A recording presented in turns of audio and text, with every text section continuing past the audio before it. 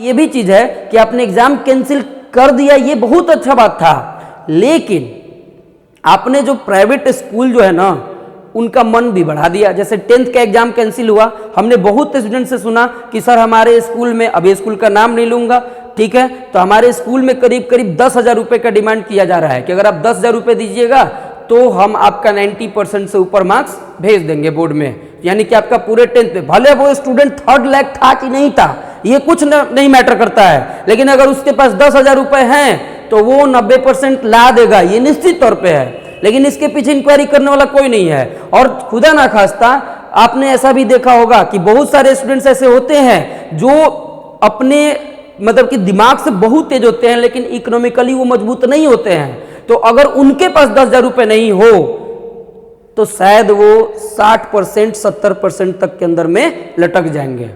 तो ये कैंसिल होने का सबसे बड़ा साइड इफेक्ट यहां होता है। क्यों ना आप ऐसा कर दें कि सारे स्टूडेंट्स का 90% हो गया, जाओ, हम जानते हैं जो 3rd रैंक भी नहीं था, जो फेल होने लायक था उसका भी 90 दे दीजिए ना, उससे क्या दिक्कत है। लेकिन यहाँ पे जो स्कूल वाले का जो मन बढ़ गया ना, स्कूल वाले क्या करेंगे कि 20,000 रुपये दीजिए, हम आपको 95% देते हैं।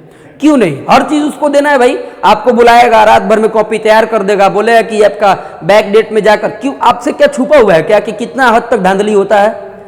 मैं वो पहली बात कर रहा हूं, कितना हद तक धांधली होता है, कुछ भी कर सकता है। आपको बुलाएगा, आप 20,000 रुपये दीजिए, 50,000 रुपये दीजिए, आपको 99% देते हैं। कैसे देते हैं, क्योंकि क्राइटेरिया ही ऐसा बना दिया गया है कि हाँ भाई आप पिछले रिकॉर्ड देखेंगे तो पिछला रिकॉर्ड हम बैक डेट में सुधार दे देंगे।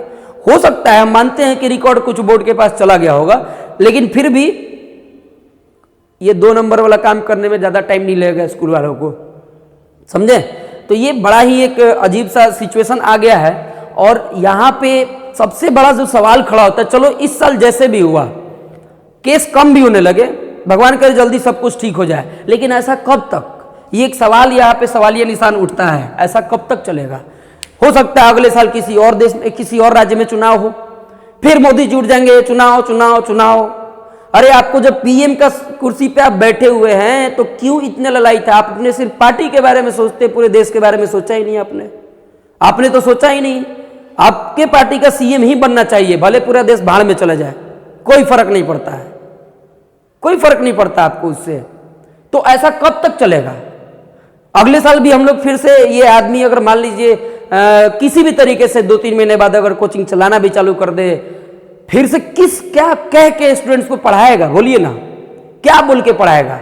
यही बोल के पढ़ाएगा कि देखो अगले साल इस राज्य में चुनाव होने वाला है और मोदी जी फिर जाएंगे वहां पे प्रचार करने और फिर 3 लाख का भीड़ जो है जुगाड़ करेंगे और फिर से कोरोना फैला देंगे। देखिए फिर से कोरोना फैलाने का पहले ही स्ट्रेटेजी बन चुका है कि कोरोना का 3rd वेव आने वाला है, यानी कि अगर फिर से चुनाव करते तो उसमें उनका दोष नहीं है, क्योंकि कोरोना का दोष है, कुछ 3rd वेव अपना लेके अइबे करेगा। आप गलती करेगा तो अइबे करेगा, जाहिर सी बात है, आप गलती करेंगे तो आएगा ही आएगा। आप 3-3 लाख 4-4 लाख में बड़ा खुश हो रहे थे, वाह कितना भीड़ जुटने के लिए बहुत बहुत धन्यवाद। क्या आप भूल गए थे कि अभी 5-6 महीना पहले की यह स्थिति थी, है ना।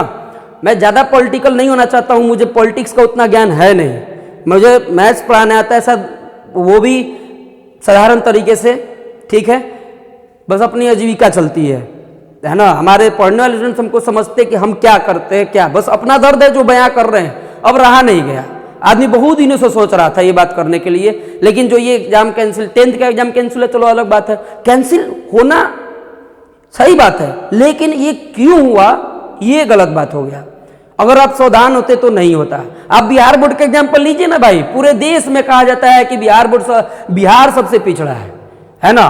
तो बिहार बोर्ड से क्यों नहीं सीखा आपने कि देखिए डबल ऑप्शन दे दिया उसने, सिलेबस 30% तो आपने भी घटाया था भाई, सीबीएसई ने भी 30% घटाया था, बिहार बोर्ड तो एक तरह से 50% घटा दिया।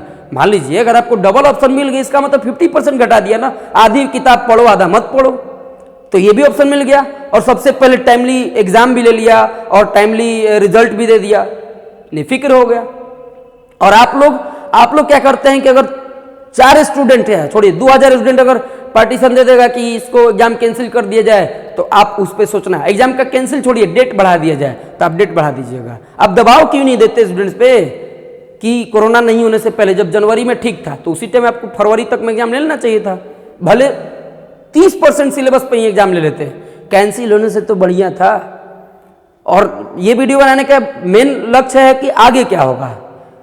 और हम जानते हैं कि हम लोग बहुत छोटे आदमी हैं, शायद हम ये जो वीडियो है 50 लोग भी देखेंगे या नहीं देखेंगे, लेकिन शायद रिकॉर्डेड रहेगा और चैनल पे रहेगा, और इमोशंस जो समझते हैं उन्हें ये बात समझ में आ जाएगी कि इस लॉकडाउन के कारण एक टीचर पे क्या बीतती है, और एक टीचर पे जो बीतती है और टीचर के साथ जो स्टाफ जुड़े होते हैं उन पे क्या बीत रही है। सोचिए, हमारे सामने कुछ लोग स्टाफ भी है, उन पे क्या बीत रही है। जाहिर सी बात है, हर चीज़ के लिए आपके पास उपाय है, लेकिन प्राइवेट इंस्टीट्यूशन चलाने वाले शिक्षक के लिए कोई उपाय नहीं है। आप सड़ जाइए, मर जाइए, कोई फर्क नहीं पड़ता है, कुछ भी हो जाए। हम लोग तो मान लीजिए कुछ करके अपना काम चला लेंगे, कुछ भी करना पड़े आदमी ईमानदारी से काम करके चला लेगा। बहुत ऐसे भी शिक्षक दोस्त हैं शायद जिन्होंने कोचिंग चालू किया था, उनका चला भी नहीं, खत्म हो गया।